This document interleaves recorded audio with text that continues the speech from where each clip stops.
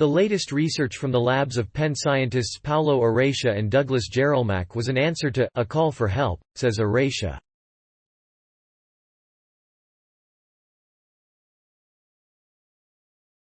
The orchestra director didn't want the musicians to be far apart.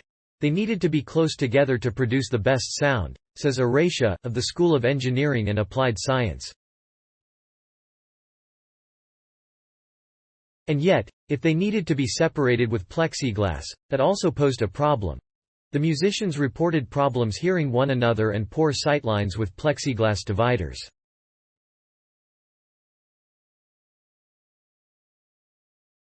The challenge was, how can we get away from this to the point where they can play unobstructed but still safely, Arratia says.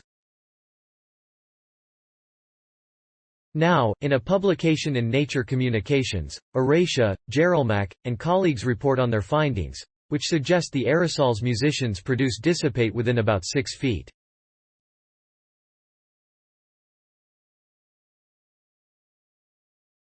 The results not only informed the arrangement of the Philadelphia Orchestra as they resumed performances in the summer of 2020 but also laid the groundwork for how other musical groups might think about safely gathering and playing. Having experts like Paulo and Doug, who could measure particle size and trajectory and distance and velocity, were really valuable in making decisions for the orchestra, says Brennan, who now serves on the orchestra's board of directors. As they gathered this information, along with the testing and case tracking that Penn Medicine was doing, it helped us make decisions with confidence. Experimental approach. The research hinged on the questions of how many aerosol particles the musicians generated, how densely the particles were m. You can have a big jet of air coming out, but if the aerosol concentration is very low it doesn't much matter, says Jerolmack, of the School of Art Sciences. Or you can have a lot of aerosols that get concentrated in a narrow beam.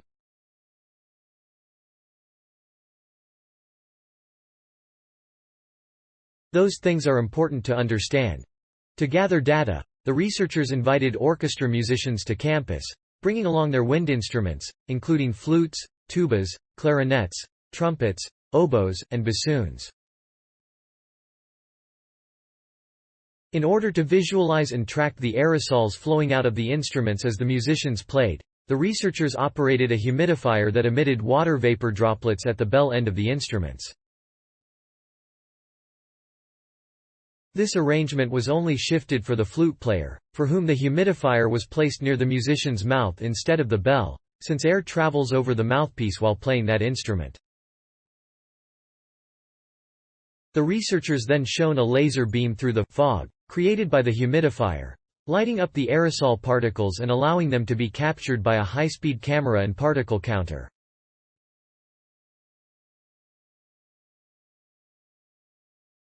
It's just like on a rainy day. You will see the water drops if the sun shines through, Arratia says.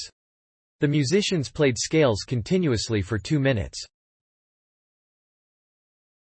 It proved somewhat surprising to the researchers to find that the wind instrument musicians produced aerosols that were similar in concentration to those emitted during normal breathing and speaking, from about 0.3 to 1 micrometer in diameter. Particles of this size, the researchers say, are small enough to travel far through the air, provided the airflow is strong enough to take them there.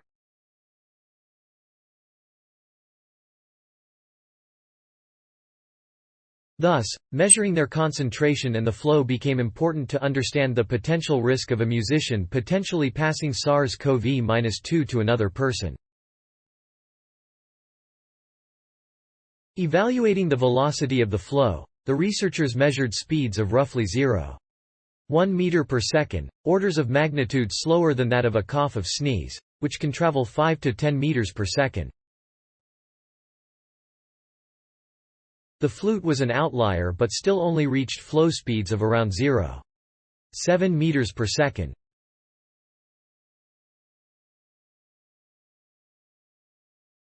When you observe the flow, you see these puffs and eddies, and we know that they spread, but we didn't know if there was going to be anything general at all between these instruments, says Jerolmack.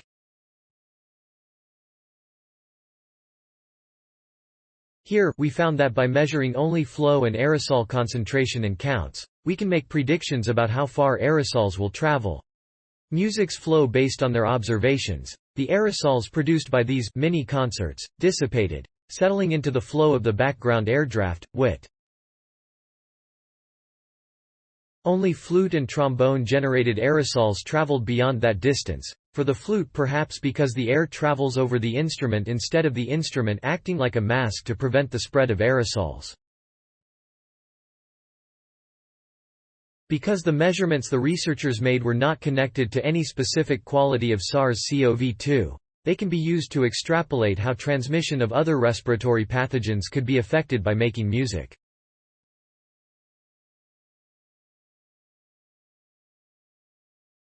Now you have something to work with for potential future concerns. Maybe an outbreak of influenza or something like that, says Arratia. You can use our findings about flow, plug in your numbers about infectiousness and viral loads, and adapt it to understand risk. This was not exactly a problem that we work on routinely, but we felt compelled to take it on, he says. It was a lot of fun, and we were lucky to have a problem to work on that made a meaningful difference during the difficult times of the pandemic. Materials provided by University of Pennsylvania. Original written by Catherine Unger Bailey. Note: content may be edited for style and length.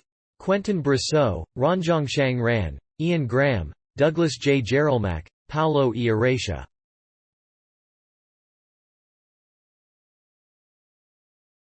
Flow and aerosol dispersion from wind musical instruments.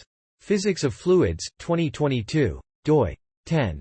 1063 fifths. 00987273 University of Pennsylvania. Music Making and the Flow of Aerosols. Science Daily. Retrieved July 14, 2022 from ift.tt/Ziefenutzer University of Pennsylvania.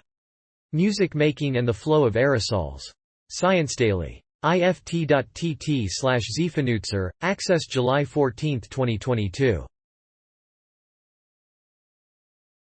Thanks for watching. Please subscribe my channel for more videos.